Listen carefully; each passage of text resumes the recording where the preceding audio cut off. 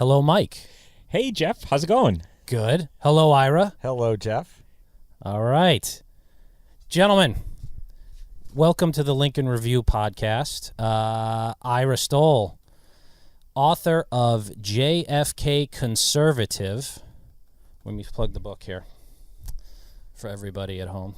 Mike Stopa, co-host or host of the Harvard Lunch Club. Co-host with you and Todd Feinberg. That's on right. the Ricochet Network. Ira Stoll, columnist extraordinaire, author extraordinaire. I still love this book.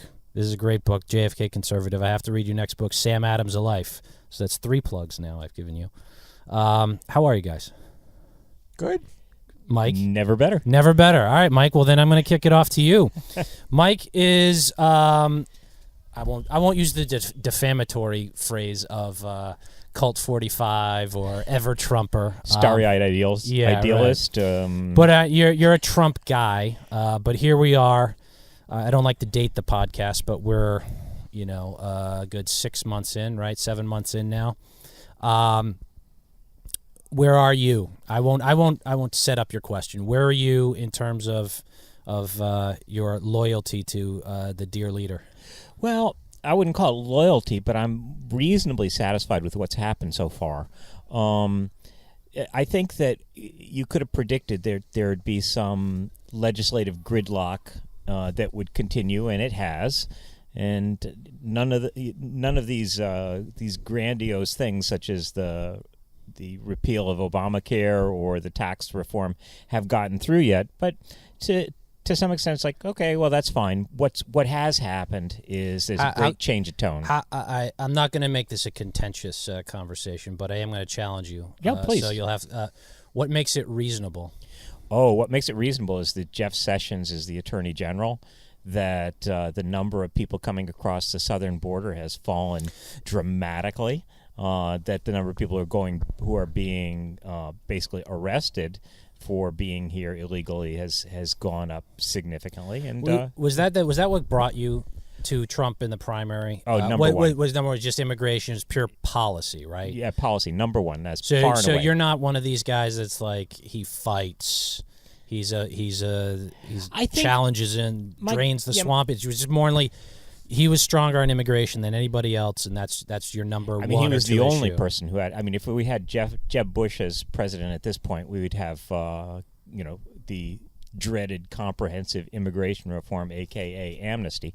But my co-host on Harvard Lunch Club, Todd Feinberg, is sort of more into this is a guy, Mr. Disruptor, the guy who's just basically going to drain the swamp, or the only person who's really large enough on the national scene to shake things up. Yeah, but that's bullshit, though. I don't actually think so. I mean, how so? I mean, this is where we get into it. So, I don't want to make this a personal thing. Todd's got a radio show, so he needs listeners, and that's just the reiteration of what I think is the line that gets people to just kind of tune in and agree with him and confirm what they've already thought in the primary, the bravado, the braggadociousness, the Scaramucci type of just the loudmouth New Yorker, that we in Boston are used to, and we know what they're kind of like. I can respect you. Actually, I'll tell you one thing.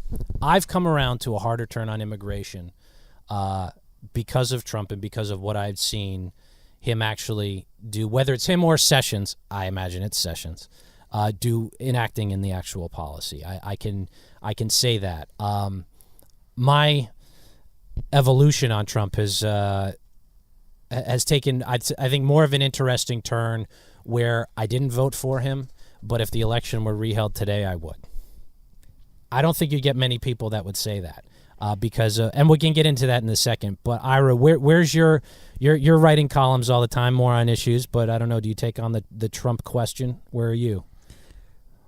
Well, let me just back up to the immigration discussion that we just had, because I come at it from a different angle. I mean, I'm very in favor of more immigration, more legal immigration, and I'm very skeptical of these immigration statistics because I find that no matter what happens, it gets portrayed as a big victory. Like Obama set records for deportation, more people deported under Obama, and if Trump, increased the number of people being deported, then he'd declare that a big success. Well, but if the number of people deported decreased, he'd also declare that a big success because there's fewer illegals coming over the border. Therefore, we don't need to deport them. Well, so to me, that's one of the things that it's very easy to fake and very hard to measure. And if it's such a big success, he's managed to do it without spending billions of dollars on this wall. It seems to me it raises questions. If it's already such a big success, then why bother with the wall? Well, if he's trying to get growth, which is another thing that he talked about during the campaign, 4% economic growth. The easiest way to get growth is to get more people, more workers. I mean, raising productivity is hard. Raising the number of people in the country, either through immigration or through people who live here already having more kids, is a different way to get growth that doesn't require productivity increases. Well, let me pause on one thing you said there, because when Obama did this, actually the LA Times years ago, your former employer, back in April of 2014, I remember this because I've had to go on TV and talk about it. They wrote an article about how they were recategorizing deportations. They were talking about turnaways, so at the southern border. So they would, somebody trying to come in through the Mexican-American border was turned away, and they were reclassifying that as what used to be known as a turnaway, and then calling that a deportation. That's right. So it was. So you were right though. It is easy to fake the statistics. I don't have the newest ones from what Mike referred to earlier. It's maybe it's more of a feeling, where they're going. The police aren't the law enforcement. Our law enforcement is going more towards going after this MS-13 push, gangsters in across the country. So there's more of an optics of it for sure. I don't know if there's any hard statistics on it, but maybe we can circle back, because the idea of immigrants coming into the inspired growth, I'm going to challenge that in a bit. But go ahead, Mike. Yeah, well, so as far as the national psychology is concerned, yeah, absolutely, that could be interpreted in different ways. As far as the people coming across the border and how many are captured, that's an empirical question. There's, you say it's easy to fake. I think, yeah, maybe it may be, but it comes down to what's the data. Now, my belief is that the data is overwhelmingly showing that the number of people who are making the trip up from Guatemala and other places like that has dramatically fallen, that the number of people who are trying to come from Mexico. But where's your data from? My data is from the administration. It's from the reports that ICE gives of the number of people captured coming across the border, and it having dropped 70% year on year. But people can Google that and check it out? Oh, absolutely. They can go to the ICE website. But there is... All right, audience members, do your own research on that one. But it's an empirical question. And if somebody proves to me that this is inaccurate, fine. But that's my interpretation of the data right now. But it's important. It's an important empirical question. Well, should we be sad about that people don't want to come here anymore? No, we should be delighted that they don't want to come here anymore, because they're not coming here illegally. Chapter 6 of Friedrich Hayek's Road to Serfdom is all about the rule of law and the importance of having a well-established system that enforces law. We've had 20 years, a generation of basically ignoring the rule of law because some people who are employers are unscrupulous, and some people who want voters for Democratic voters are unscrupulous, and some people have gotten screwed in that. Quite frankly, Mike, do you think I share somewhat similar sentiments on illegal immigration with you on that. What do you think about legal immigration? You want to curtail that too? Ira, I'm going to make the assumption that when you say you want to encourage immigration because it would bring growth, that you mean legal immigration, right? And well, I don't want to put you in a box, but I gotta press a little bit. Yeah, no, I mean they're not unrelated. I agree that we should have rule of law, but if you raise the legal immigration numbers high enough and made it easy enough for people to come here, I think unless somebody was really a criminal or a terrorist, they wouldn't need to sneak in. So maybe open up or loosen up the laws that dictate who can come here and why. Yeah, I mean the big economic boom that this country had in the 1920s ended when they cut back the immigration numbers. So so I'm gonna challenge you on that, and we'll get back to Trump, but because I think and feel free to rebut this. I think now the idea of human capital or human labor as a driver of production with technology the way we have it today, manufacturing, farming, machinery taking the place of whether it's farm workers, migrant farm workers, or in more industrial jobs and roles. We see that with the force to minimum wage, the increase of minimum wage. People are changing to technology.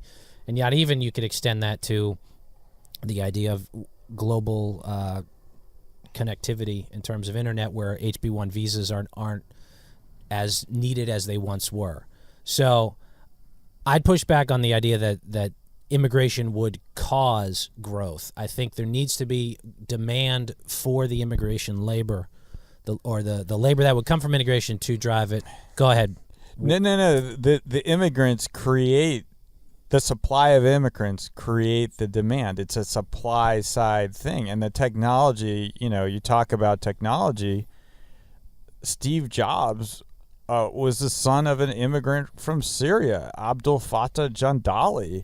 Sergey Brin, the co-founder of Google, was an immigrant from Russia. He came here at age 7. So the fact, just because someone's an immigrant or a child of an immigrant doesn't mean that they can't create technology companies that create vast amounts of wealth and growth and jobs. Yeah, but that's different than immigration as a policy as a whole, letting that into the country. I think. I mean, you're talking about very successful individuals who arrived, their parents came here as immigrants. Of course, I think I don't myself at this table, Mike. I don't know, maybe you're a Mayflower family, but all of our families come over at one point or another, and their progeny have gone on to probably good, somewhat success, maybe major success, but I think that harkens more to the values of what the environment that America is, not necessarily immigration itself. I don't want to harp on this forever. We can move on, but maybe we'll have you back on to talk immigration, because I think it's more of a demand side. I think if immigration increases and folks come in, there's a demand maybe for products and services. If you want to argue it, I wouldn't argue that they do be the supply. I think that it's probably low-skilled labor coming into the market dilutes the buying power of the labor already here, because they can have it work for cheaper. He's shaking his head, folks. Well, let me. I just want to. So go ahead, Mike. Wrap it up. Two quick points. First of all, I think even Milton Friedman would agree that to the extent that you let impoverished people come in to a welfare society, that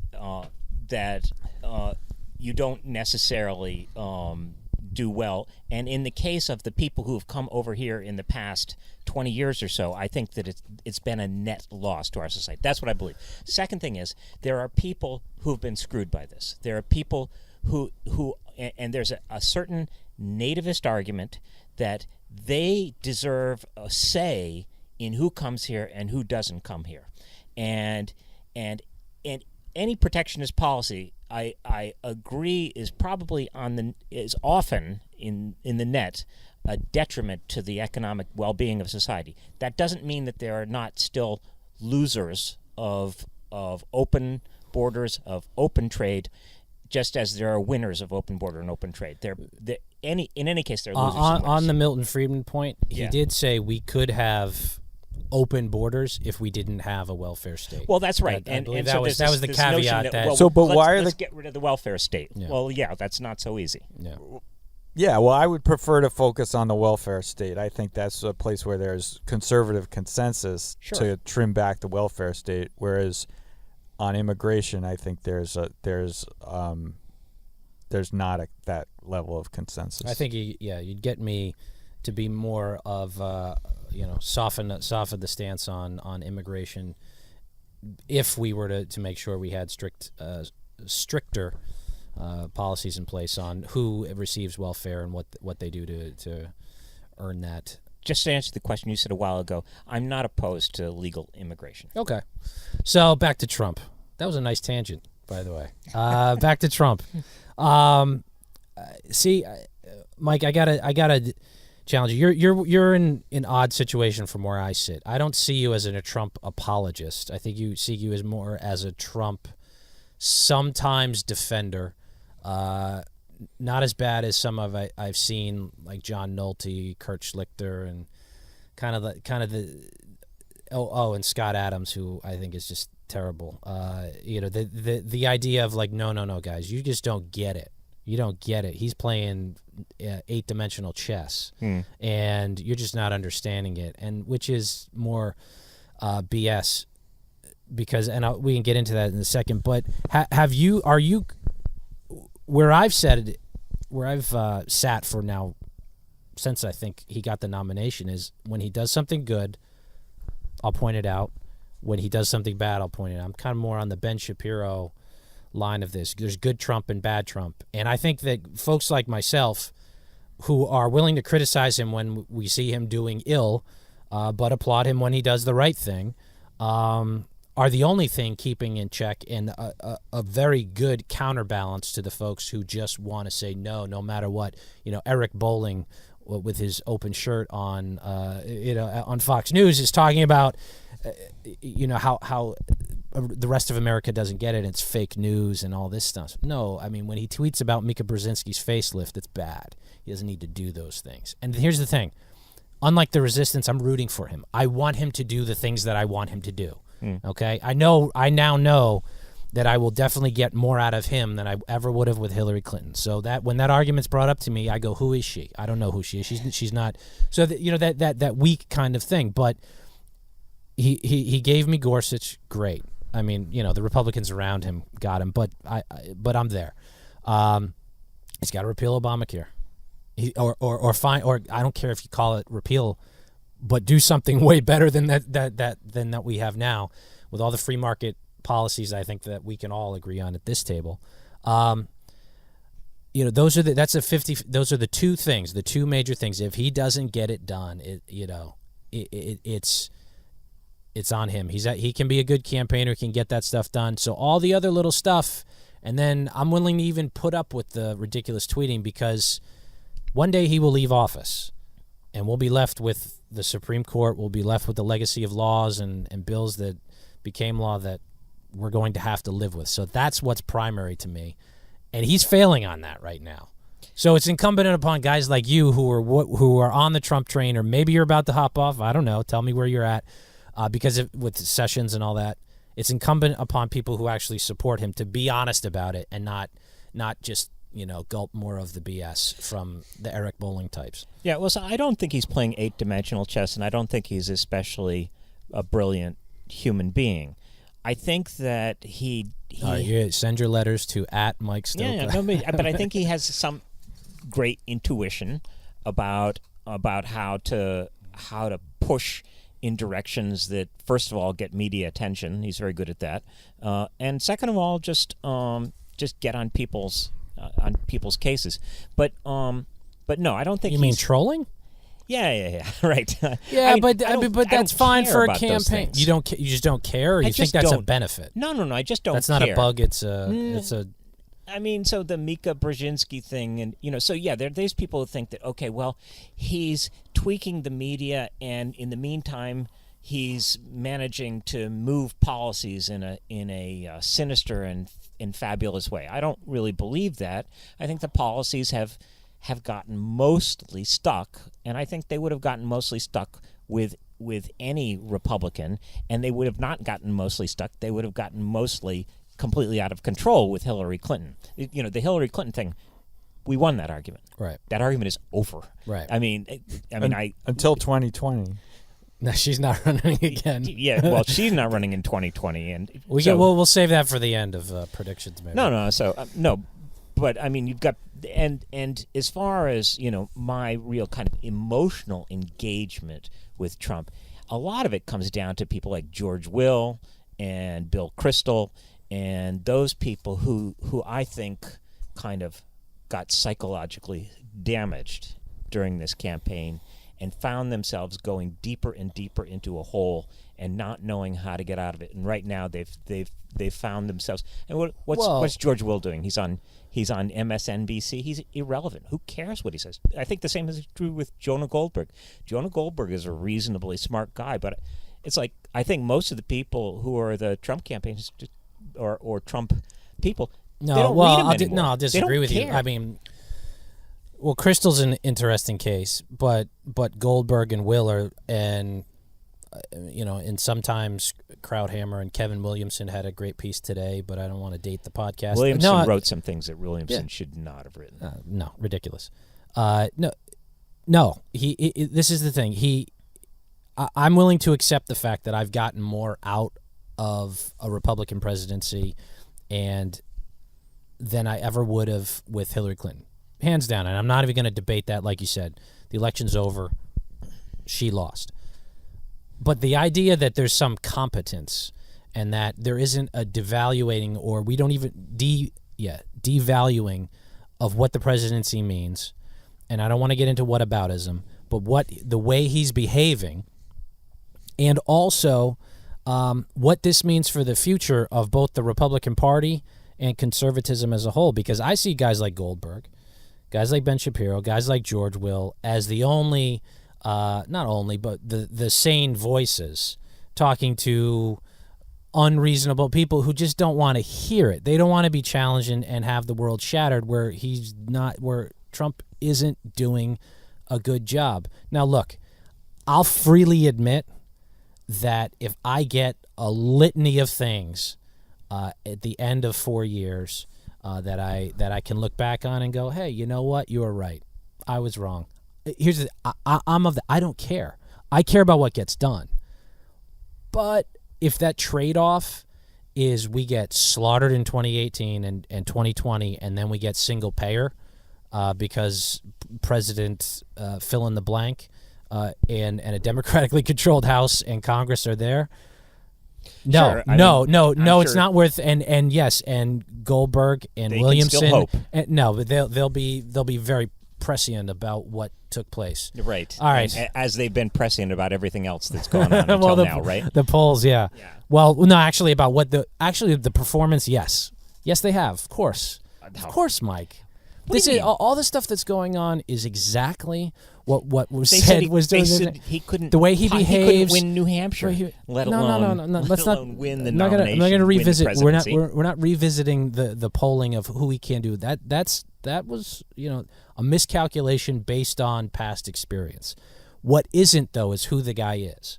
History does repeat itself in the terms of the behavior and the loops of what we've seen. We have enough time within this presidency and enough time looking at Donald Trump's career to know that it's wash, rinse, repeat over and over again. And he can't help himself. Literally not the phrase. Think about that phrase for a second. Can't help himself. What does it matter? It matters hugely. It matters if, as you say, somehow or another, we get slaughtered in 2018, the whole movement, movement goes down the drain. Sure. And there are people who are begging against all possibility that that's what happens because that's what they stake their lives on. See, but nothing of that sort seems to be happening. True. Only because the Democrats have doubled down on a failed strategy Right. and inflated an ideology that has gotten them to where the point is. But we'll circle back to this, Ira. We've left you out of the conversation for too long with Mike and I going back. It's all right. It's where very are you? entertaining. I know. Where are you with Trump? Because I've read some of your stuff. It's you seem to go back and oscillate somewhat, but some things you like. I haven't really read much criticism, but there has been aspects you like. Well, I don't know that I'm really adding a lot of value as a Trump critic. It's not exactly a.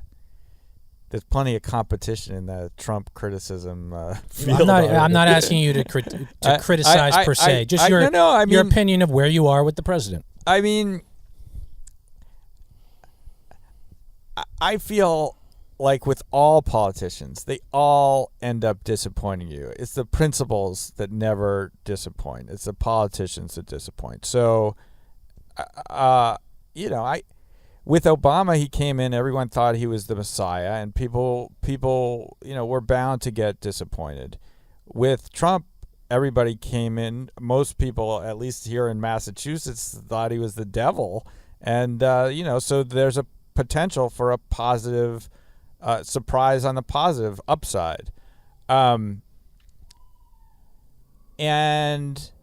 think with some of the appointments, we saw that, depending on where you're looking at it from. But people were impressed. He didn't. Some people freaked out over Bannon or over Sessions. I'm talking about like centrist, liberal type people. Right. But the appointments like Tillerson or Mattis, I think they were pretty widely respected people. I mean, these aren't like fringe flakes. These are the Supreme Court nomination,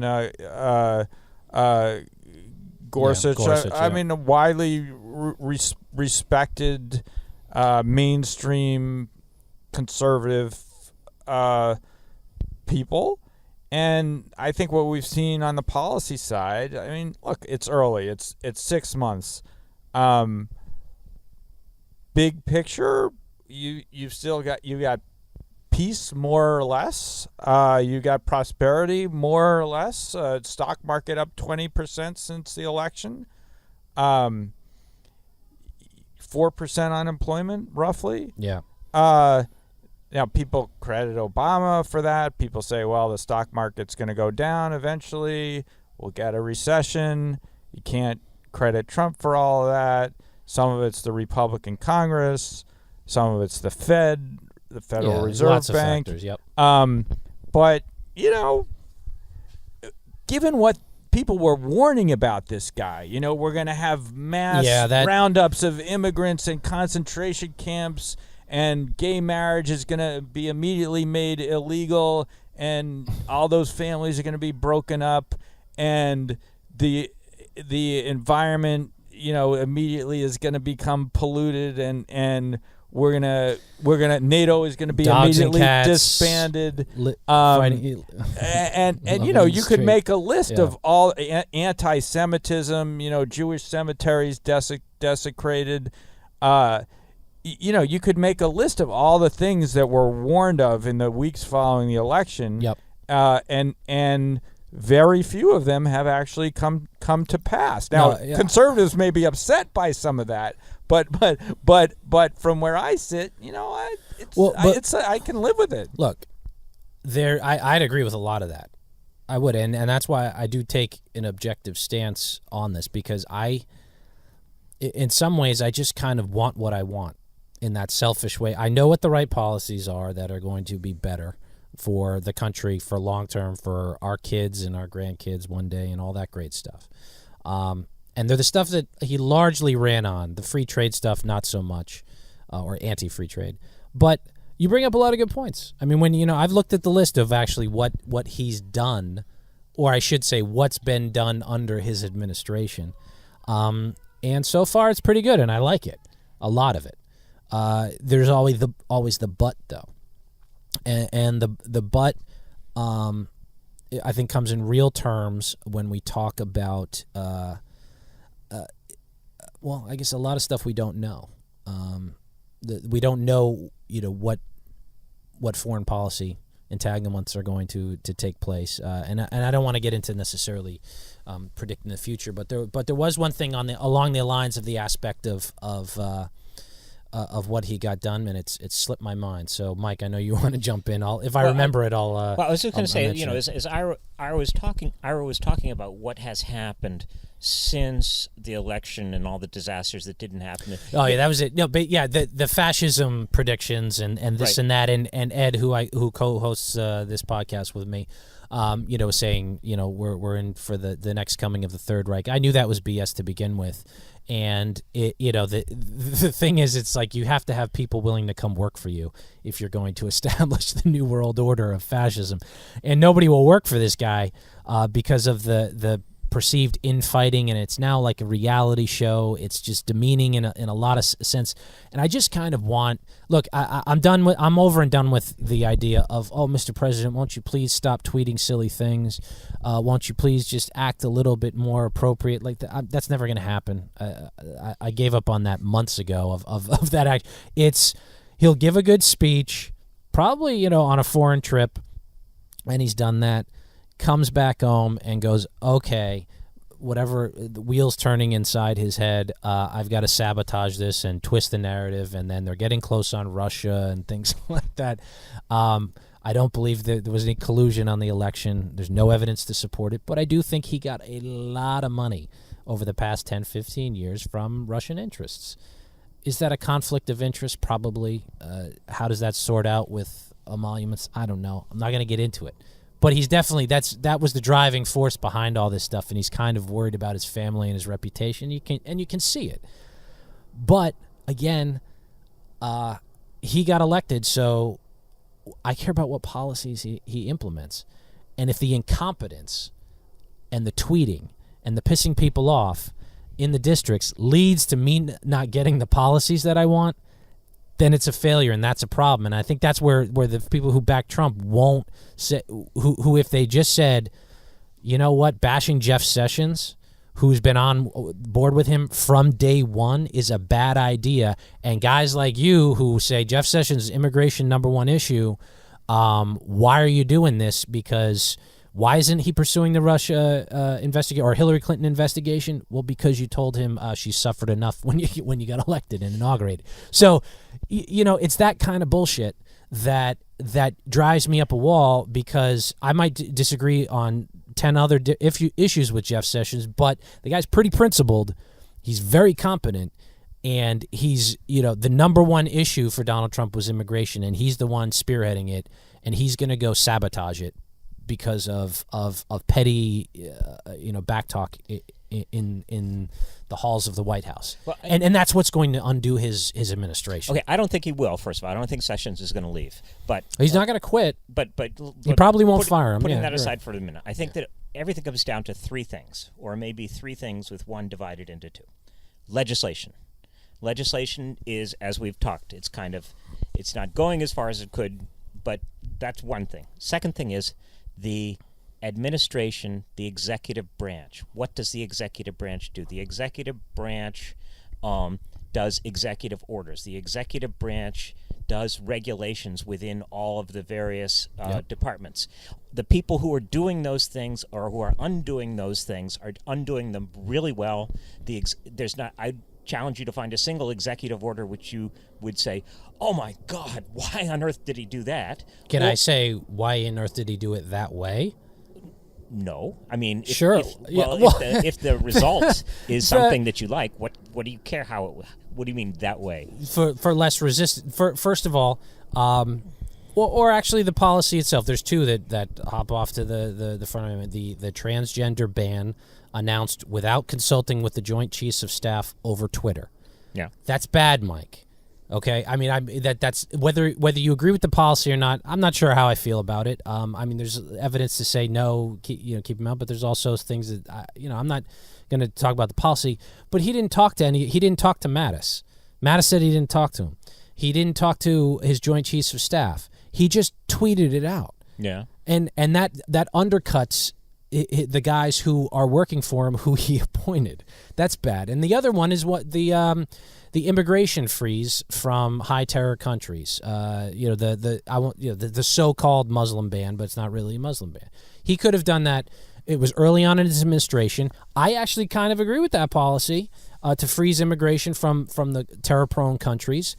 But the way he rolled it out with Bannon, it could have gone through. You think that the Democrats would have lied down and said if he'd been just a little bit more clever about that's it? a straw man. Don't do that. No. You think there wouldn't have been no? But of course there'd be backlash. But if he had gotten on board, nothing else would have gone forward. It had to go to the Supreme Court. Of course, it would have gone anyway. It would have. But he would. He could have. So what difference does it make? How he did it? It makes a huge difference. What difference does it make? I mean, it makes a huge difference because public support behind it, Mike, or doesn't go. But what difference does public support make? How far the thing went? I'll tell you. The laws, hang on. Right? Public support means because you get 2018. Yeah, because legislators will be more apt to support a policy if they can justify it to the people that elect them. Popular support means the people. We elect the representatives. Worry about put 2014 in 2018 in its own category, if you like. All I can say is the policy is what it is. It would have been the same as it is now if he'd sweet talked. Actually, they rewrote the second policy. For the immigration ban. Sure. Whatever you want to call it. No, but so what I'm saying is if you want to achieve that goal, sit down with the team of experts that you hired, which are all good gentlemen like Ira talked about a moment ago, and you actually craft a strategy, a plan of how you're going to win with very little resistance and steamroll right over. But he doesn't do that. The third thing, and that's competence. From legislation, the executive branch, the third thing is all the noise, all the tweeting, all of these other aspects of the way things have gone about. The push comes to shove of what becomes law, what becomes government policy, where the bones end up being placed is not affected by and large by all this other noise. Maybe the 2018 elections are, but there are limits to how far you can go in one direction because the opposition is standing ready to thwart everything you do. That's a fair point. Yeah, the noise. It's embarrassing and stupid. It may be embarrassing and stupid. It's embarrassing and stupid, but will at the end of the day. But here's the thing. Here's what I'll say about that. The noise, the three aspects. Yeah, legislation, executive orders, and then the noise. On the noise, the answer is, and anybody, you can't really disagree with this. We don't know yet. Okay. We fine. don't know yet what effect the noise will have after. Agreed. In a year from now, 6 months from now, or 18 months from now. Yeah, we get slaughtered in 2018, then I'll just have to eat my words. Anyway, so sorry, Ira. No. So I was a spectator in this, and then he jumps in this question about judging Trump, I think one needs to ask, what's the standard of comparison? Right? Is the standard of comparison some imaginary platonic ideal of presidential perfection that perhaps was seen with Lincoln or Washington or whoever your top best president? Not everybody liked Lincoln. Was so. Exactly. So insert your perfect president there, Ronald Reagan, whoever you like, or is it kind of the average of past presidents? And if you look back recently, Bill Clinton, his first couple of years in office, tried and failed to get health care, then lost control of Congress in 1994. JFK, the Bay of Pigs debacle. JFK Conservative, check it out. There's a learning curve, even with presidents who have Washington experience, or even political governing experience, which Trump doesn't have. Or is the standard of comparison whatever Democrat is going to be picked to run against him in 2020? So it's easy to judge in the abstract Trump against your imaginary perfect president, but to get reelected, if he lasts that long, which I actually think he will, there's going to be a human being running against him with flaws that will be magnified in Trump's inimitable way on Twitter, which, as much as you criticize, Twitter is a way to get around the liberal press. And so when Trump says, little Marco or lying Ted or right. Those insults are incredibly powerful in shaping public perception of opponents, and I wouldn't underestimate that ability that Trump has to go direct with Twitter, like FDR's fireside chats. I mean, every president has stayed with the changing technology of media and tried to speak directly to the American people, and I think Trump has actually been quite effective at it. Oh, I don't think there's any doubt on the efficacy of tweets, but then there's a point of diminishing returns. There's the idea of going directly to the people to get your point across, for the campaign and certainly for policy, but then there's also the childish behavior that is detrimental to his administration when he tweets about Jeff Sessions. So I don't necessarily judge Trump on a historical comparison or the generic Republican president that I would want to project all my ideals onto. I'm judging him by his accomplishments and day to day. So I mean I've got mixed feelings again. I'm rooting for him, but again, if in 3 years there's somebody who's nominated from the Democratic Party that is all about single-payer health care and we lose, just like Donald Trump beat Hillary Clinton because Barack Obama was president for the past 8 years, if we get a single-payer pushing Democratic nominee, it will be because of Donald Trump. And that's the kind of thing you got to be able to explain to folks, I did X, you got Y, this is why you should vote for me next time. And the comparison to the past presidents, I guess that fills in. But I mean, what do you think about as we sit here? All right? If we're grading him, like if we're back in grade school, grammar school, what does he get? What do you give him? Well, again, I mean, what's the is it graded on a curve? I mean, whatever you want. You can rationalize it. What's the exam? I mean, I certainly don't think he's flunking. No, well, Gorsuch alone was the bonus point. So. I don't think he's an A+. I think he's somewhere in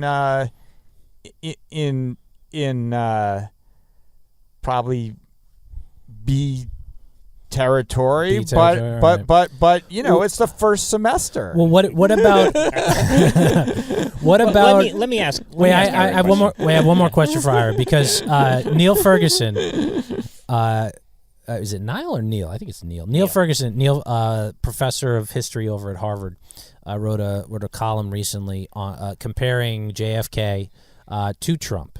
I mentioned. Did you get a chance to read it? Yeah. Okay. What are your thoughts? And the book is JFK Conservative Sam Adams, Life Ira Stoll. Pick it up. Well, Professor Ferguson, I think, is not a big fan of President Kennedy. So it was a negative column saying, Trump, like Kennedy, was kind of personally reckless and irresponsible and I have a different take on it. I mean, I do see similarities. Ironically, JFK and the New York Times really clashed. I mean, the Times was against the JFK tax cut. It was against him in Vietnam. And so Trump beating up on the New York Times, the failing New York Times, as he calls it, or the I do think they are actually making money. The at this Amazon point, Washington Post. JFK tried to get the New York Times to transfer their Vietnam correspondent out of Vietnam because they thought the coverage was so so slanted. So it's not an unprecedented war on the press, the way that the press would describe it. There are some parallels. I mean, JFK had the Bay of Pigs. There were a lot of failures early on in his administration that historically we look at it through rose-colored glasses about JFK, and I encourage even liberal listeners and viewers of the podcast to check out the book, because it really gets into all the stuff that JFK, in my opinion, this is me speaking, would probably be a center right at the minimum Republican today in terms of policy prescriptions for these things. He was not the liberal lion that his brother was known to be during his time in the Senate. But there are parallels. But maybe it's just because the abhorrent behavior was in private and not public.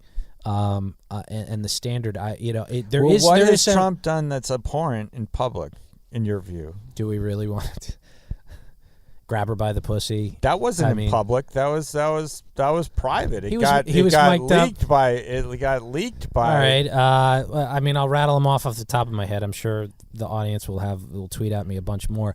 The time he made fun of a handicapped reporter at an event. And I'm just saying, man, like, reasonable people who aren't douchebags, don't do stuff like that. I mean, there's a lot of D-bag behavior going on because that's the New York loudmouth that and we're from Boston. We know these people. They come come up here and come to Red Sox games and then they get beat up. The people who were in the Bay of Pigs were a lot worse off than a reporter. Certainly. No, I don't mean to equate the Bay of Pigs, but the cheating on the affairs, the behind closed doors behavior from JFK was certainly, it wasn't reported on, but it was going on while he was in the White House. So that's the kind of things. It was not known to the public. When all of his public comments and behavior, there's a give and take. Honestly, at the end of the day, I didn't care that Bill Clinton did his thing with Monica Lewinsky. I cared about what legislation got passed and how it affected my life. Monica Lewinsky didn't affect my life. And I hold that. That's why I think there's an objective lens through which I view Trump. I think his behavior now dramatically affects his ability to get done what he said he'd get done and what what I want him to get done. But that's important because you need people. We don't live in a monarchy. He needs legislative help. He needs people that if you're running for Congress, if you're running for Senate, that the president can come into your district or your state, hold a rally, and boost your numbers, not lower them. And yeah, he'll vote for your legislation. There's a lot of things that need to get fixed that were broken over the past 8 years. So I think it's important when we talk about the public nature of the way he's behaving, change and be improved, because it's not, while there's similarities and parallels to JFK, there needs to be it's not out of the spotlight like it was with him. I still wanted to ask Ira a question about more of a philosophical nature.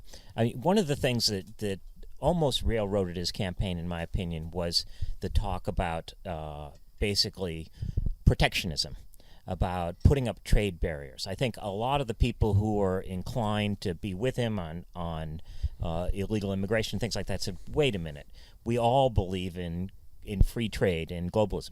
I lived in Japan for a number of years, and in Japan is a very protectionist society.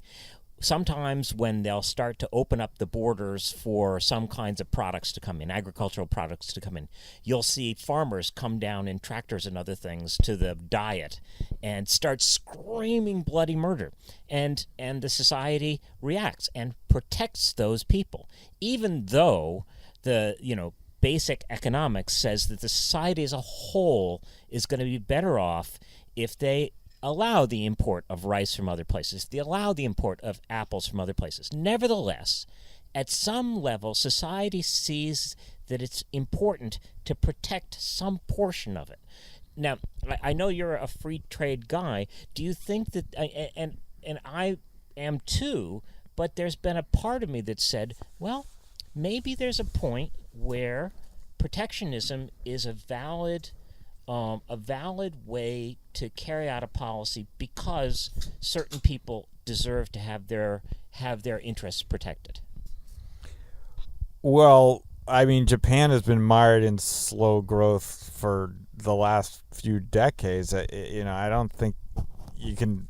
I don't know whether the protectionism is part of the cause of that, but it's certainly a strong economy overall. Well, if you liken it back to what you said at the beginning of the episode, I think it would apply if they're restrictionist on the immigration and things like that. They'd have that problem you're talking about. I think it goes a little bit to this question about the grade, right? Like, so if I'm hoping that Trump fails on the free trade stuff, on his protectionism stuff, he hasn't succeeded in, barring imports or whatever. Massive tariffs. He always says he's for free trade. He's just for fair trade, and I don't know if that's true or not. If that may just be a line, but so should I give him a low grade because he hasn't done what he's set out to do, or should I give him a high grade because I'm happy he hasn't set out. You should give him a high grade.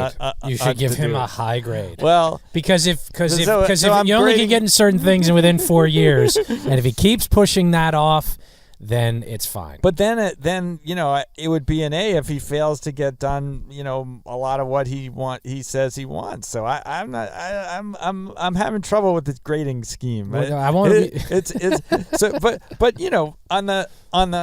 on the trade stuff and protection, I think it's very similar to immigration. I mean, if somebody really can show that they've been hurt by either competition from immigrants or competition from imports, we should look at ways to help that person or company succeed.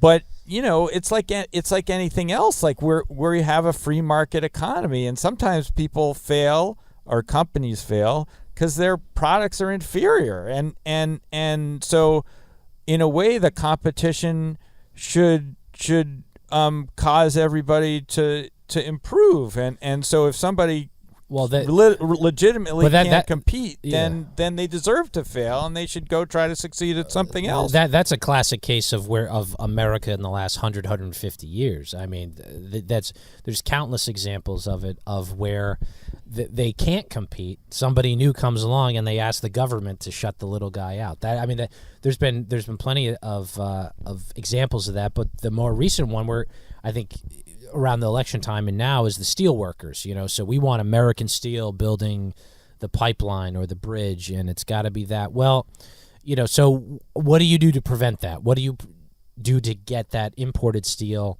out of the equation? You slap a big tariff on it. Well, that has ramifications. Okay, so if that makes steel more expensive, everything that's made in the country with steel, including air conditioners, appliances, all this, it has that ripple effect throughout the economy. So while you're protecting that, and to Mike, your point, I think the reason behind it is it's politically, it plays on people's fears, and it makes them feel good. If you can tell that voter who you want their vote, don't you worry about it, I'm going to slap a tariff on whatever you make, some foreign competitor of what you make, to keep your job, they're going to go, all right, great, I'm going to vote for you. But not realizing the ramifications of it, and also it's just that worker needs to work for a more competitive company that can actually handle the global marketplace. And maybe we'll next get into, I think, the question of there's this idea of globalism,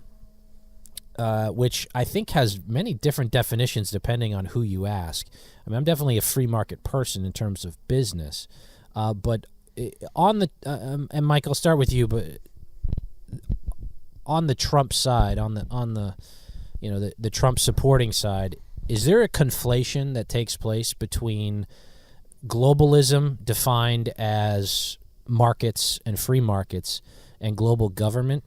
And then the blame gets shifted to call people some kind of globalist if they're for free trade, when really if you're the real true definition of a globalist would be somebody that wants a more expansive government, a larger government, a centralized government, less national interests, likening it to an EU situation rather than more nation states, of which we had 50 to 100 years ago. But I hear that term thrown around in Trump circles, or I see it thrown around on Twitter quite a bit as a slur towards those who are smart enough to realize free market economics is really an excellent thing, and it has raised millions and billions of people out of poverty. So, yeah. So do you push? And as a Trump supporter, do you push back on that? No, I mean, I'm conflicted by it, to be honest with you. I think that the globalism has been, a tremendous benefit to society over the past 20 or 30 years.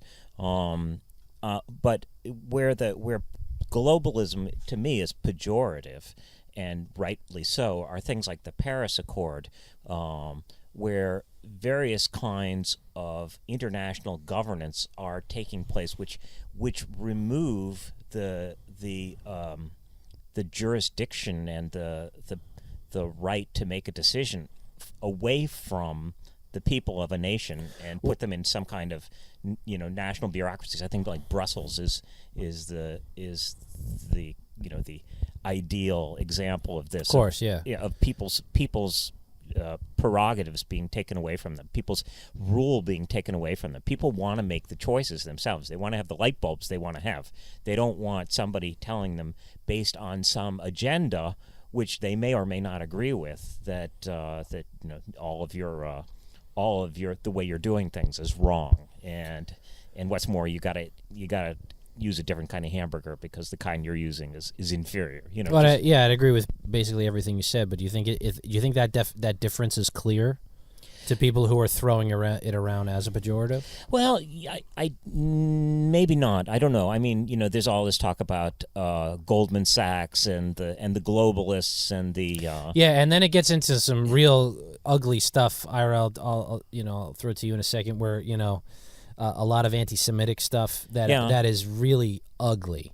And nasty things where there's a strain of it. Granted, it's not a lot, but it's an undercurrent in too many circles. That takes place, and it needs to be, I guess, eradicated or squashed or ostracized to the nth degree. I guess I don't know anybody who has, personally thinks, oh well, the Jews are running everything and they're basically it's mostly online. I'd agree with that. I mean, and what's more, online, a few people can make a lot more noise than they could elsewhere in the past, right? So, but I know most of the Massachusetts delegation, most of the true believers of the Trump campaign here in Massachusetts, and I never heard anybody talking like that. But it doesn't mean there aren't people like that. But as far as what this is, there a legit? I guess I'm going to come up with a zero for an answer here. Is there a legitimate argument against multinational corporations that they have the power to do things which allows them to adjust rules in such a way that smaller entities can't compete, and that is anti-competitive and anti good economics? I think there probably is, but ask me to get a real concrete example. I don't know that I can. Well, but even just the term that you just used, multinational corporations, that's like a term that Ralph Nader and people like that came up with in the 70s as a way of attacking American companies who did business in other countries, like that, to suggest that they were somehow unpatriotic or disloyal because they were also operating in Africa or Asia, and I don't think that's. I don't think that's true. I mean, I think that's just a slur, basically, and that is a good point. I mean, you don't think about multinational company as in your multinational. It is used more in that derogatory sense without even realizing. But we should want American. Yeah, you'd want a multinational company, be selling all stuff over the world. So if Goldman Sachs is in London, or in Hong Kong, I'd rather, making money. Like, to me, that's good. Otherwise, it's going to be the Hong Kong Shanghai Bank, doing that business, or Deutsche Bank, and it's fine if they make money too. But for me, if you're going to take a nationalist approach to it, or a America First approach, like, I'd rather have the American banks making money over there. All right. One more thing. So we're wrapping up. We're coming to the end of this episode of the Lincoln Review podcast. Mike, I'm gonna throw back to you, since Ira has danced like Fred Astaire around giving Trump a grade. I think I gave him a B. You gave B-ish. B-ish. What's your grade for the president thus far? I don't know. For a while I had this rap about how this grade doesn't make any sense, but I won't get into that. I don't know. I'd say the question is, what do you expect, and how might he have exceeded your expectations? Here's the thing. I'll make the scale very easy. Yeah. Okay. An A+ would mean you get everything you want and you've seen no mistakes. That's an A+. All right, I'll give him a B. A B? No. The correct answer is C-. And I'll tell you why.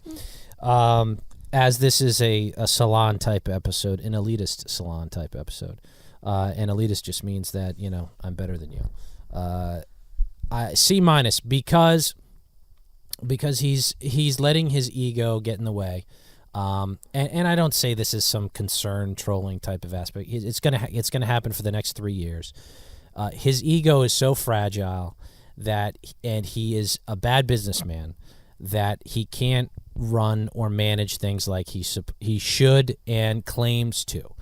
I have a 20-year career in business, and he's just not doing the basic things that he needs to get done, what he says he needs to get done, and he's running it more like an entertainment type of entity.